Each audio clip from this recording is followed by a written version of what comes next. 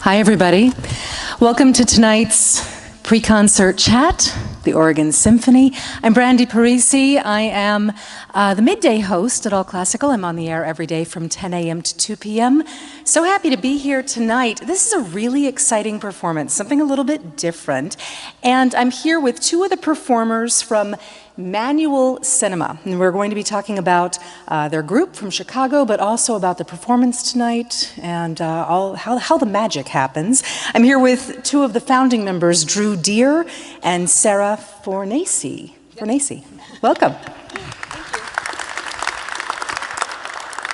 Now, Manual Cinema is a performance collective. You guys are basically a design studio, but you're also film and video production. I see that several of you are also musicians as well. In the lead up in the last couple of weeks, I kept hearing puppeteers, but it sounds like you're doing a whole lot more than just puppeteering. Yeah, it sometimes takes us a couple of sentences to describe what we do, but when we start performing the show, I think it'll become quickly apparent. But what we call ourselves is cinematic shadow puppeteers, which means that we practice a form of puppetry, and specifically projected shadow puppetry, that looks and feels and sounds like an animated movie, essentially. And the way we create it is with a bank of old school overhead projectors, the same kind that your math teacher used to use in school. And we use a couple of hundred paper shadow puppets along with actors in silhouette. I would say there's at least 500 puppets or individual like pieces of, so what we call a puppet sometimes might look more like a cell, like in a film cell. So sometimes it might be a piece of acetate and we've painted wallpaper on it, or we've painted a spooky forest before they meet the witch. And so if we count each of those, there's probably about 500 to 600 pieces of paper and acetate that we manipulate over the course of the night to create the live animation for you. And we're based out of Chicago. We tour around a lot. Most of our shows, you mentioned some of us are musicians. That's absolutely right. The 5 founders of Manual Cinema, half of us were theater makers, and the other half of us were composers and musicians. And most of our work uses totally original live music. Most of our shows actually don't have very much dialogue at all. They're primarily told through image and music.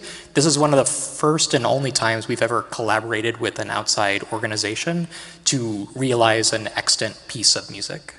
I'm going to ask you in a few minutes more about the origins of this particular production, but while we're talking about the fact that some of you are musicians also, I've been thinking about today, what drove, when you first started putting this together, was it the story, the Grimm Brothers story, which is based on a medieval fairy tale, or was it the Engelbert Humperdinck opera itself? Yeah, so we started with the opera. So we had the libretto, we had the music, we were combing through it, listening to the motifs and the foreshadowing and all of the narrative structures that are already there in the music, and we used that to guide our idea of how to animate it.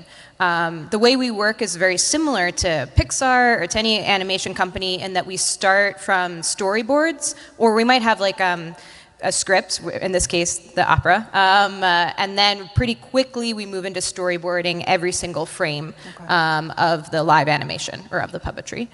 One of the great things about this opera is that it's so narratively rich, but in addition to the scenes, there's the overture, there's the pantomime, there's these long stretches of like very cinematic music that don't have words or like a specific scene associated with them, and we could use those to essentially do the world building of the piece. So you'll see in the overture, we really introduce what is this world we are in, what is our location, what are the stakes of it. I don't want to give any spoilers away, but it allows us to kind of set the scene where Hansel and Gretel and their parents and the witch all live. One of the interviews that I read with another one of your members, Julia, she was talking about how it's interesting that you guys are operating both in a very macro way in the story arc and in a very micro way, that there's so much going on, running around and all kinds of stuff, but it's so detailed and so tiny. And it sounds like it would get very confusing, actually. I mean, yes, definitely. But we all know our tracks, and we try to make it as exact every single night, very similar to each other. So for instance, whenever we're in a medium shot, I use my live shadow in front of the light to act in the scene.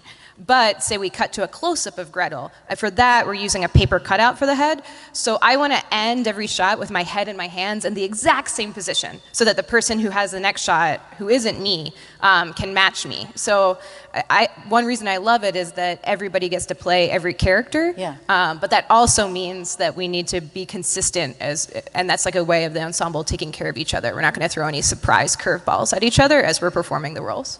One of the things I didn't mention is that Sarah is playing the role, the theatrical role of Gretel, both in the animation but also acting. But there also is a singer, of course, who's going to be performing Gretel. And I'm going to ask you in a minute about if you guys are working together or if you've been rehearsing together. But before that, can you explain a little bit about how you make that switch between doing the animation and then acting? What are we going to see? I can go back to the projectors That's if you great. want to describe it. Yeah, that's terrific. So just for some context, if you're in the balcony, you might be able to see this a little bit better, but where Sarah's going to is our maker station back there. And what's back there is just a 6-foot folding table with 4 overhead projectors resting on it. And they're all pointed to that white screen back there. There's a camera that's capturing it and throwing it up on the big screen there.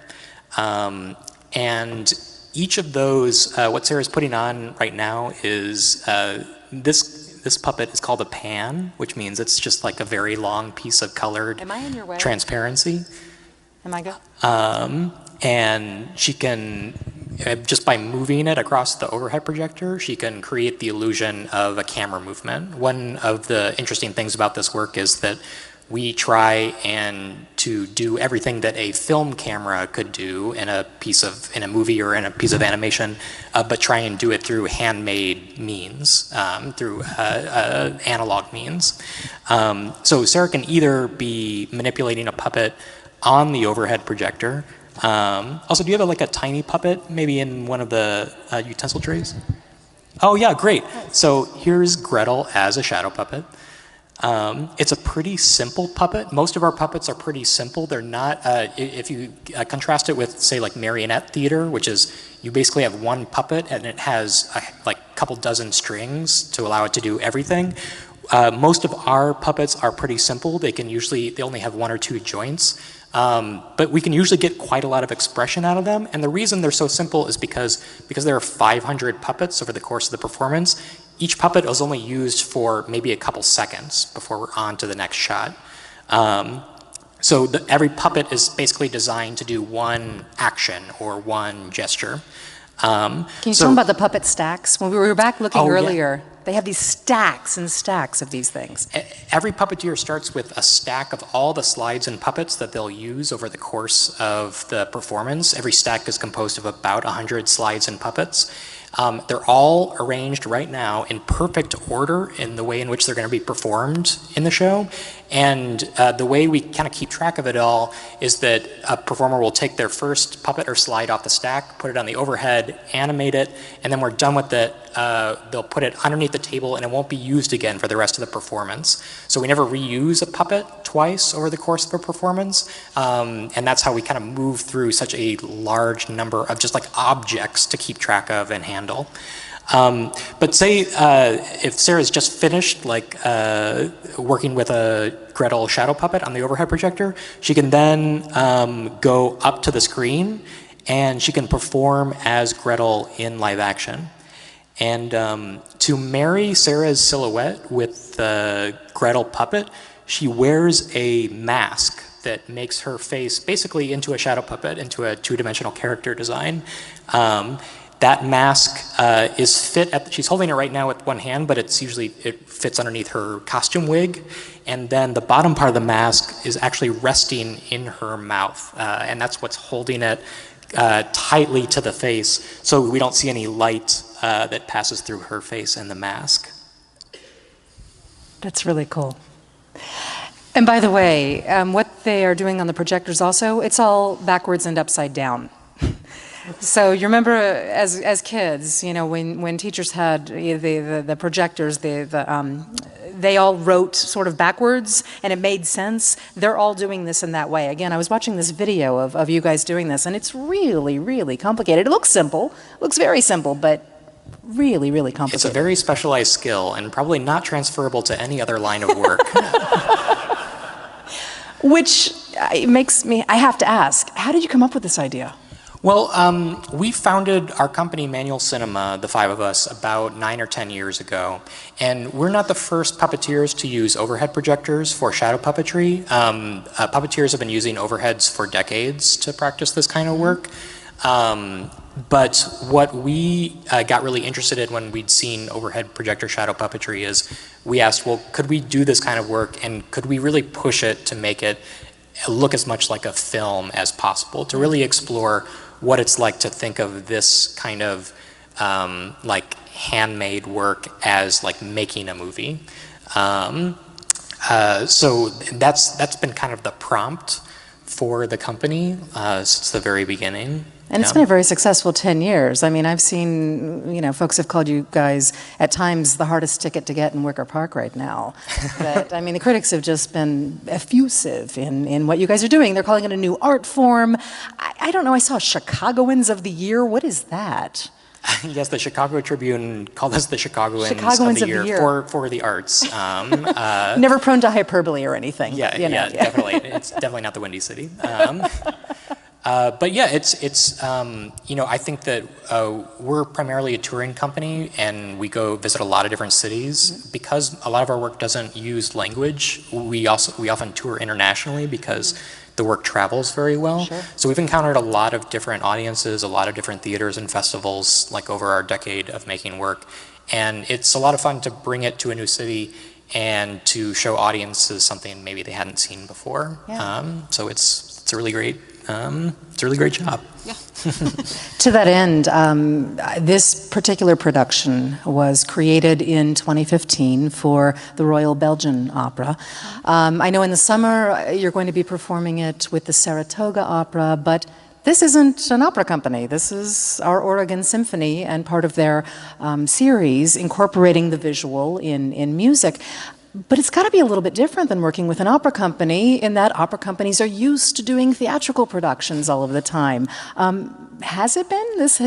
The rehearsals this week? It's an interesting question. I think the difference between working with an opera company and a symphony is maybe just a little bit more in audience expectations of what they're about to see. In terms of the way we've been working with the orchestra and the singers and with Carlos this past week, it's felt very much like we've been putting on an opera, and a lot of that is due to the fact that I think Carlos directs the music the way an opera director does, which is to say, at least from our perspective, he's really... We've only worked with one opera director before this, so it's a very small sample set. But he thinks of the music narratively, and the directions he gives to musicians are about story. You know, this is the scene where Hansel and Gretel are whispering to each other, so the music almost has to whisper. Or this is where they're telling the background of the witch, and it's like they're talking about Voldemort, and so the music has to be doing this.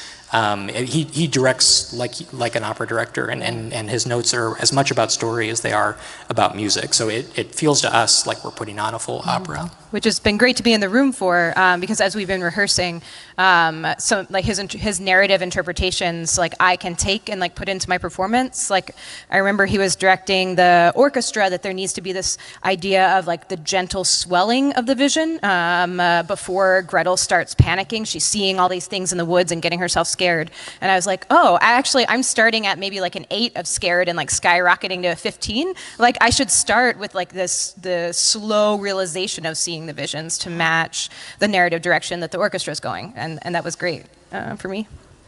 Now, I alluded to this earlier, but I'm curious. We do have singers who are performing these roles, in addition to the roles that you are performing both as animators and also as actors. Are you collaborating, or have you been collaborating with the singers, or is it a completely separate deal? Yeah. So when we rehearsed in Chicago, and then we came here, and we've been here observing the orchestra, and then in rehearsal with the orchestra and the opera singers starting on like Monday, Tuesday.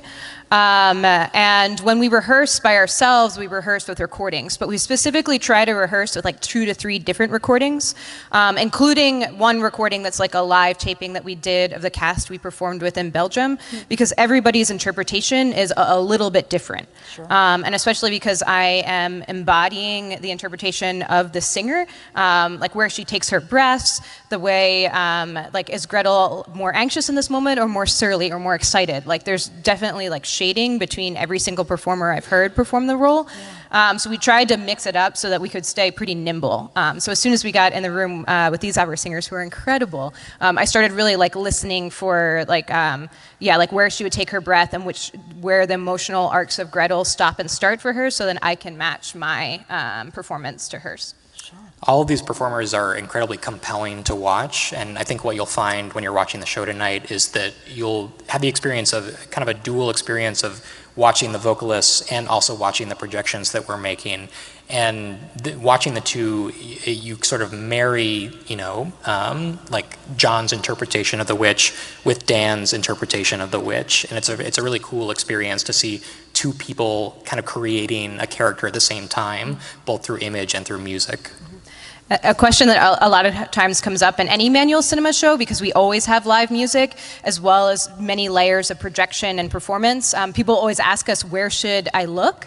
And my answer is always that there is absolutely no wrong place to look. Like at any moment, you could watch any part of the orchestra, you could be reading the super titles, you could watch the opera singer down here, you could watch us on the screen. If you're in the balcony, you can watch us on the overhead projectors, and any of those places, you should be able to be getting the story and the virtuosity of the performance. Yeah, there's no wrong way to watch this. Yeah.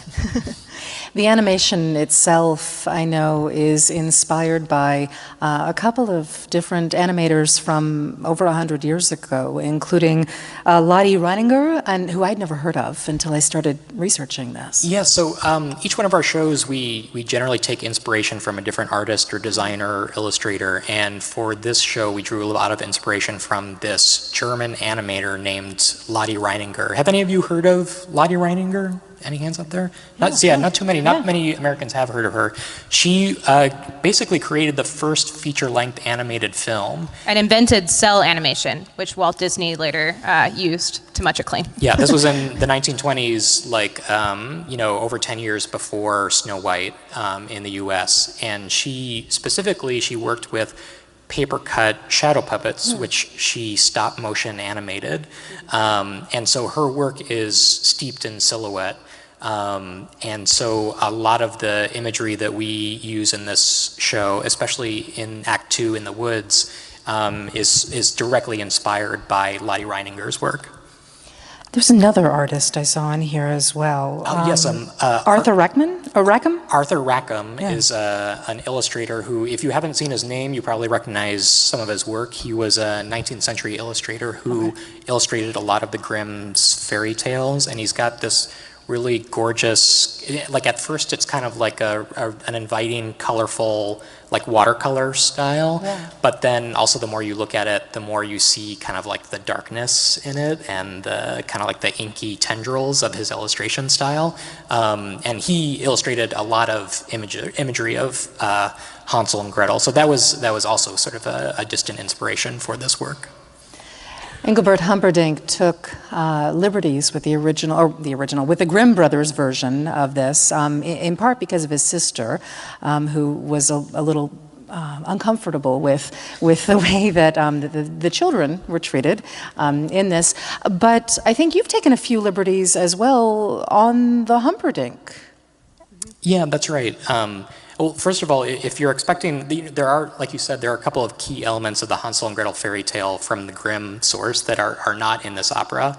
And that includes like the leaving of the breadcrumbs that get eaten by the birds. That's not in here. I would say the mother and father come off a lot better in this opera than they do in the Grimm fairy tales. They're actually pretty sympathetic in this opera.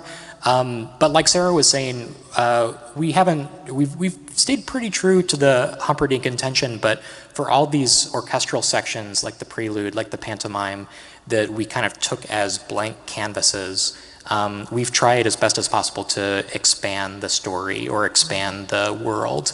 To give one example, we were interested in the society, the larger society that Hansel and Gretel live in, because in the opera we really only see them either in the wilderness or in their small cottage.